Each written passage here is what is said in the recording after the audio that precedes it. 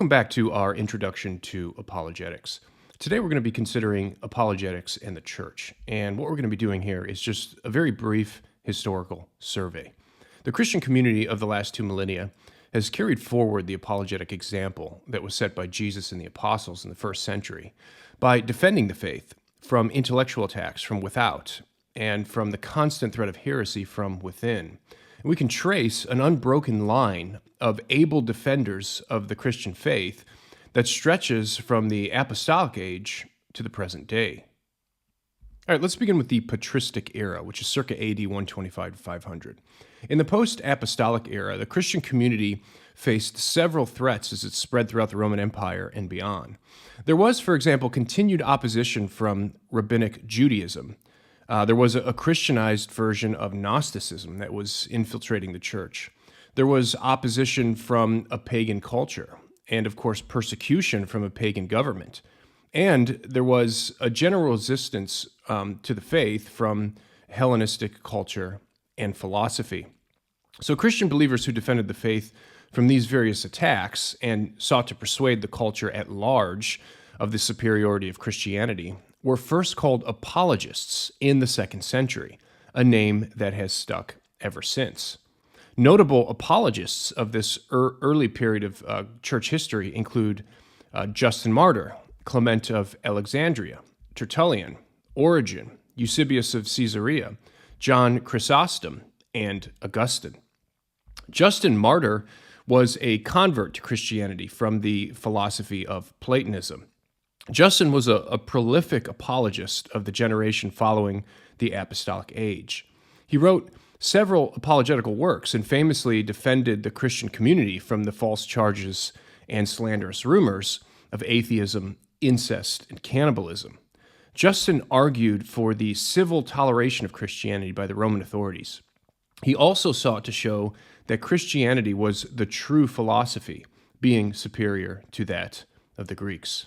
Without question, the greatest apologist and theologian of the patristic era was Augustine, Bishop of Hippo in North Africa. Augustine was highly educated, and he was a prolific writer who marshaled his extensive learning in defense of the Christian faith. Augustine had a deep understanding of the philosophy of his day, and his apologetic works ranged widely over many anti-Christian views. For example, he produced works against Manichaeism, which was his former religion, against paganism, skepticism, Platonism, not to mention a wide variety of heresies that were threatening the purity of the church. One of Augustine's greatest works with an apologetic intent is his 1,000-page classic, City of God. Augustine wrote this book after the city of Rome was sacked by barbarians. Roman pagans were blaming Rome's downfall on Christianity and on the neglect of the old Greco-Roman gods. Augustine compiled his book as a general defense on behalf of the church against this claim. Okay, let's move on to the Middle Ages. This is circa AD 500 to 1500. In the Middle Ages, Christianity had risen to ascendancy in what was left of the Roman Empire, and it enjoyed widespread political favor and popular support. The church of this period had triumphed over paganism and had absorbed the Greco-Roman culture. However, the Christian faith was under constant threat from several angles.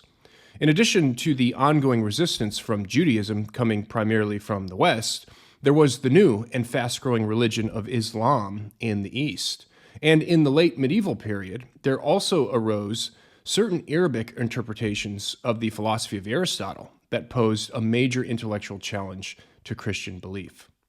So some notable apologists from the medieval period of church history include John Damascene, Anselm of Canterbury, Peter Abelard, and Thomas Aquinas. Thomas Aquinas was a friar and a priest in the Order of Preachers, or the Dominicans, and he held several teaching positions throughout medieval Europe. Aquinas was the greatest theologian and philosopher of his time, and he did more than any other during this period to address the intellectual threats to the church. Like Augustine before him, Aquinas was a profound thinker and a prolific writer who engaged the best intellects of his age, be they Christian, Jewish, Muslim, or Greek. Aquinas was the great synthesizer who took the best of Greek philosophy as well as the best of Jewish and Muslim thought and pressed them into the service of the Christian faith. In the process, he produced what is arguably the most robust philosophical and theological system the Christian church has ever known. Aquinas' primary contribution to apologetics is in the various philosophical arguments he gives for the existence of God, as found in his most famous work, the Summa Theologia. These are arguments that are often just referred to as the five ways. Aquinas was also responsible for the reconciliation of the philosophy of Aristotle, which was being rediscovered in his own time in the Christian West. He reconciled Aristotle with the Christian faith. Aristotle's philosophy, especially as interpreted by some Muslim philosophers, presented a crisis for Christian thought in the late Middle Ages. In response, Aquinas composed a massive, multi-volume book called the Summa Contra Gentiles, in which he answered the anti-Christian Arabic interpretations of Aristotle and argued that Aristotle's writings, when properly understood, support the Christian faith. All right, let's move on to the pre-modern era, circa AD 1500 to 1800. This period of church history was marked by many challenges facing the Christian West. First, there was the Protestant Reformation, which further divided the church and helped to spawn political tension and wars in Europe. This period also witnessed the scientific revolution and the emergence of modern science, which revolutionized our understanding of the natural world. And these developments and others ushered in a new age of reason in the West called the Enlightenment, which led to the radical reshaping of intellectual life and philosophy, which in turn shook the foundations of post-medieval Europe by challenging all authority claims and institutions, especially those that were political or religious in nature. Now, prior to this age in the West, most Europeans took the truth of Christianity for granted. But in the 17th and 18th centuries, the preference and deference given to Christian belief was eroded by a barrage of attacks from secular critics who were now publicly challenging the reasonableness of the Christian faith. The intellectual landscape of Europe was further secularized by the rise of a new kind of philosophical skepticism in the 18th century. In the face of these new challenges, the church, both Catholic and Protestant, continued to be defended by able apologists throughout this period, who utilized the new developments in science and philosophy to argue for the reasonableness of the Christian faith. Some notable figures who engaged in apologetics in this period include Hugo Grotius, René Descartes, Blaise Pascal, John Locke, Gottfried Leibniz, Samuel Clarke, Joseph Butler, Thomas Reid, and William Paley. Many Christian philosophers during this time were rationalists who utilized the tools of human reason and the rationalism of the age to argue for the existence of God. Two rationalist philosophers especially stand out here, René Descartes and Gottfried Leibniz. Descartes, who was French, and Leibniz, who was German, were exceptional mathematicians. Descartes, for example, discovered analytic geometry, and Leibniz discovered the calculus at the very same time that Isaac Newton did. Both men were famous and highly influential throughout Europe and England, and in addition to their many intellectual endeavors, each developed sophisticated arguments for the existence of God that appealed only to the principles of reason. William Paley was an Anglican clergyman in England, and he was a highly influential and popular preacher and apologist in his day. He developed a famous argument for God from the apparent design in nature in his widely read book, Natural Theology. He also made an evidential and historical case for Christianity in another very popular book at the time, A View of the Evidence of Christianity. The two philosophers who were primarily responsible for the radical skepticism that gripped the West and helped undermine Christianity in the 18th century were David Hume and Immanuel Kant. The impact of the skeptical philosophies of Hume and Kant on the intellectual climate of the pre-modern world was enormous, and these guys helped set the stage for the radical decline of Christianity in the West that was to come. I'm calling the modern era that 200-year period between the year 1800 and the year 2000. The religious skepticism begun in the Enlightenment and given philosophical expression in Hume and Kant continued into the 19th and 20th centuries. Western societies became progressively more secular, and there were a growing number of voices that were hostile to the Christian faith. Several developments in this period further contributed to the erosion of Christian influence on the intellectual climate of the West, including, for example, the Darwinian theory of biological evolution, higher biblical criticism that was coming out of Germany and which questioned the authenticity of the biblical test, theological liberalism with its anti-supernaturalist bias, the anti-Christian philosophies of existentialism and logical positivism. And in the later half of the 20th century, we had the rise of postmodernism, as well as religious pluralism. As with all previous ages of the Christian church, able-minded apologists came to the aid of the faith to counter these intellectual attacks. Included among them were men such as the old Princetonians, Charles Hodge and B.P. Warfield, John Henry Cardinal Newman, James Orr, G.K. Chesterton, C.S. Lewis, Edward John Carnell, Stuart Hackett, Norman Geisler, and R.C. Sproul. Especially influential in the 20th century was C.S. Lewis. Lewis was a professor of English literature, and he held teaching positions at both Oxford and Cambridge. Lewis spent much of his years as an atheist and converted to Christianity only later in life. Now, what made Lewis so effective was his ability to communicate the truth of Christianity in a clear and plain way. He's probably most famous for his Chronicles of Narnia novels that contain obvious allusions to Christianity. And during World War II, Lewis gave a series of talks over the radio for the BBC, which were designed to show the reasonableness of Christianity to the British people. Transcripts from these talks were later edited and included in his most famous work, Mere Christianity. In addition to Mere Christianity, Lewis wrote several other works that have all become classics of Christian apologetics, works like Miracles, The Screwtape Letters, and The Problem of Pain. One of the most prolific defenders of Christianity in the late 20th century was American philosopher, theologian, and apologist Norman Geisler. Geisler authored or co-authored over 100 books. He produced hundreds of articles and participated in dozens of debates. He also co-founded and served as president for two major institutions dedicated to the task of Christian apologetics, Southern Evangelical Seminary and the International Society of Christian Apologetics. Geisler also personally discipled, mentored, or taught many of today's most prominent apologists. In the 20th century, there also arose a distinct approach to apologetics popular among American Reformed denominations within Protestantism called presuppositionalism.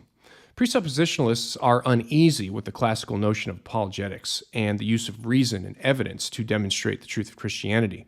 Instead, presuppositional apologists think that the apologetics task should only serve the negative function of showing the inadequacy of opposing worldviews. Prominent presuppositionalist apologists of the 20th century include Abraham Kuyper, Cornelius Van Til, Francis Schaeffer, Carl F. Henry, and Greg Bahnsen. Unfortunately, much of the last 100 years of apologetics in the U.S. has been preoccupied by the intramural debate between presuppositional and classical apologists. All right, finally, we have the contemporary era, and I'm just saying it's from the year 2000 to the present. In the present day, the Christian church faces many intellectual challenges from all corners of modern society, a society that is growing increasingly hostile to the faith. Today, the total secularization of the Western world is nearly complete. There's also a widespread belief that science is the only trustworthy source of knowledge about reality, a view known as scientism.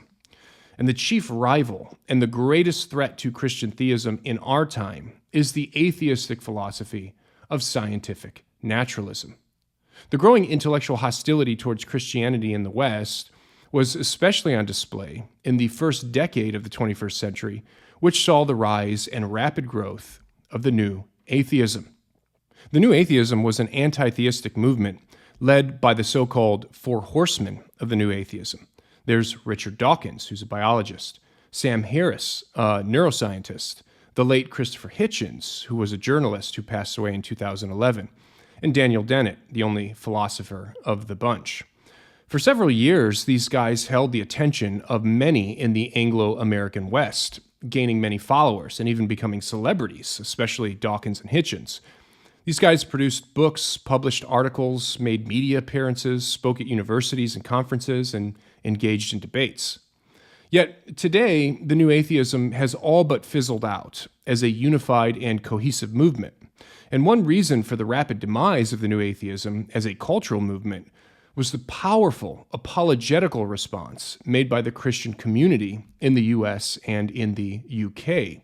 When the new atheism came on the scene, the Christian church in the West was already in the midst of an apologetics revival. The public assault on the faith brought about by the new atheists only served to further fan the flames and led to an apologetics explosion within the Christian community.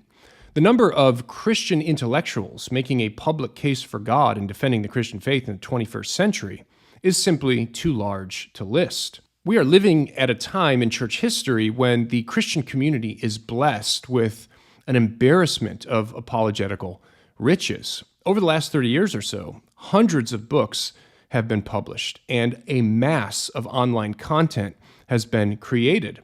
There are also today hundreds of ministries dedicated to apologetics, not to mention a myriad of podcasts and YouTube channels. And there is now a growing cast of Christian universities that are offering graduate-level degrees in apologetics and philosophy. Although there are many influential apologists on the scene today, two in particular deserve special mention because of their impact at both the popular and the scholarly level. First is the English philosopher Richard Swinburne. Swinburne is Emeritus Professor of Philosophy at the University of Oxford. Swinburne is universally recognized as one of the world's leading philosophers, and he's written a highly influential and important trilogy in defense of theism: The Coherence of Theism, The Existence of God, and Faith and Reason. Swinburne, as I said, has been massively influential at both the popular level and at the scholarly level. And of course, we cannot talk about apologetics today without mentioning the indomitable William Lane Craig. Craig is an American academic philosopher and theologian who holds PhDs in both philosophy and theology. He has authored or edited over 30 books at both the scholarly and the popular level, and has debated the world's leading atheists, agnostics, and skeptics. Like Swinburne, Craig is universally recognized as one of the most influential living philosophers. He's also the founder of perhaps the leading apologetics ministry in the world today, Reasonable Faith. Hands down, William Lane Craig is the greatest living apologist, and one of the greatest apologists the church has ever produced. In a great triumph for the intellectual receptibility of the Christian faith, the new atheism has all but come and gone, while Christian apologetics is still going strong.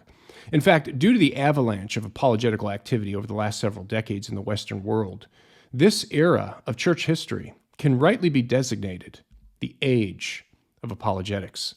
Never before in the history of the church has there been this many able and active defenders of the faith, making a reasonable case for Christianity in the public domain.